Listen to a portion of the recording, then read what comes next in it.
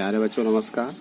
ये exercise math 10th math exercise chapter 2 का exercise 2.2 का दूसरा क्वेश्चन है। इसमें दिया है एक द्विघात बहुपद ज्ञात कीजिए जिसके शून्यकों के योग तथा गुणनफल क्रमशः दी गई संख्या, यानी शून्यकों का योग यानी 1/4 गुणनफल -1, शून्यकों का योग करड़ी में 2 और 1/3। ये ऐसे ही शून्य पहला नंबर जो शून्यकों का योग अल्फा प्लस बीटा और दूसरा जो अंक है वह शून्यकों गुणनफल यानी अल्फा इंटू बीटा का मान दिया है।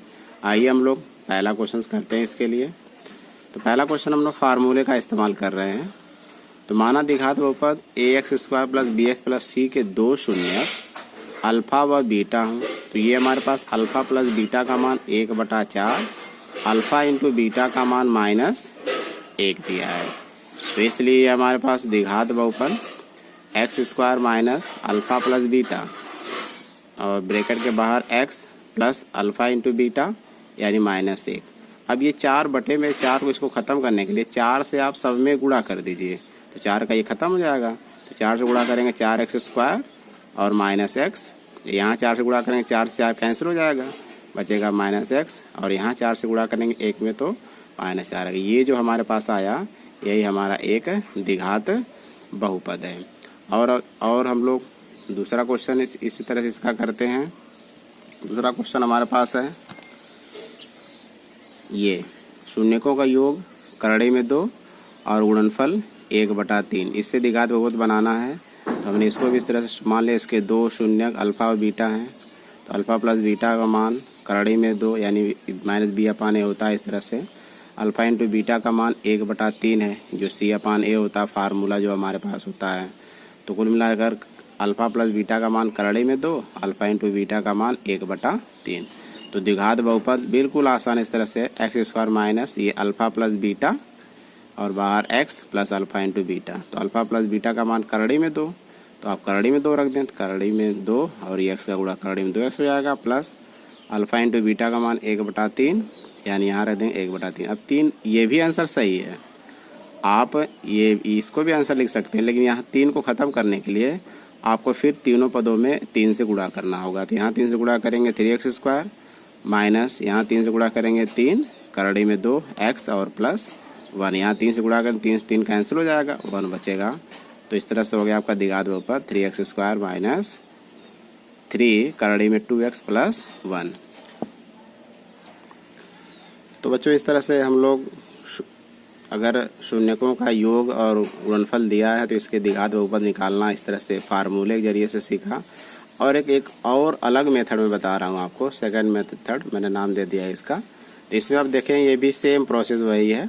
तो इसको जो फार्मूले समझ लगाएंगे, फार्मूला जो होता है उसका यानी अल्फा प्लस बीटा बराबर 1/4 अल्फा प्लस बीटा यानी होता है फार्मूला -b/4। तो इस तरह से अगर तुलना कर देंगे, देखिए b का मान हो जाएगा -1 हो जाएगा, a है और ये 4 है तो a का मान 4 हो गया। अल्फा इंटू बीटा बराबर c/a होता है, तो अल्फा इंटू बीटा का मान -1 है बराबर c/a। तो यहाँ पर देखिए, तो यहाँ से हमारे पास a की वैल्यू मालूम हो गई है। तो a की यानी इसका मैं तिर्यक गुणा कर लिया अगर इसका बटाया करके, तो c बराबर ये हो जाएगा -1 का गुणा a में करेंगे -1 गुणे a और a का मान ऊपर से 4 रख देंगे, तो ये हो जाएगा -1 गुणे 4 यानी c का मान -4। तो बच्चे a का मान निकल चुका है हमारे पास, b का मान निकल चुका है हमारे पास, c का मान निकल चुका है।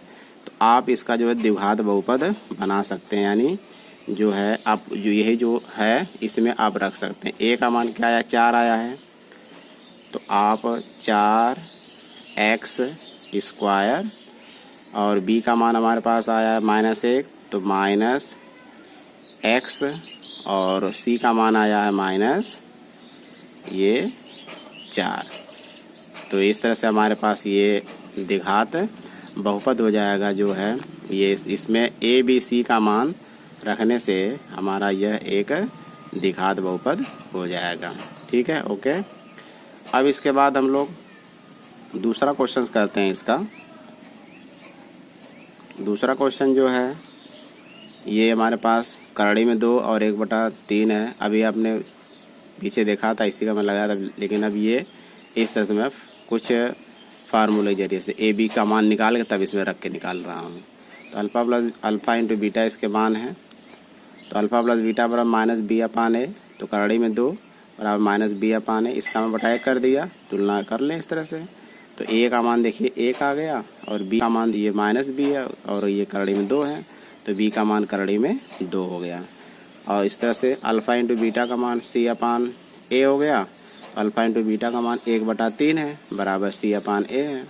तो यहाँ से हमको सी का मान चाहिए, ए का मान तो हम लोग निकाल ही चुके हैं, इस वजह से इसका तिर्यक गुणा कर लिया। सी का गुणा 3 में करेंगे 3c और 1 का गुणा 1 में करेंगे तो 1 हो जाएगा। तो सी का मान निकालेंगे जो है तो ये 3 इसका डिवाइड हो जाएगा, 1/3 हो गया। देखिए ए का मान, बी का मान, सी का मान आ चुका है, यही ए बी सी के मान जो आपने ये बहुपद माना है इस तरह का, इसी में ले आकर ए का मान, बी का मान, सी का मान रख दीजिए।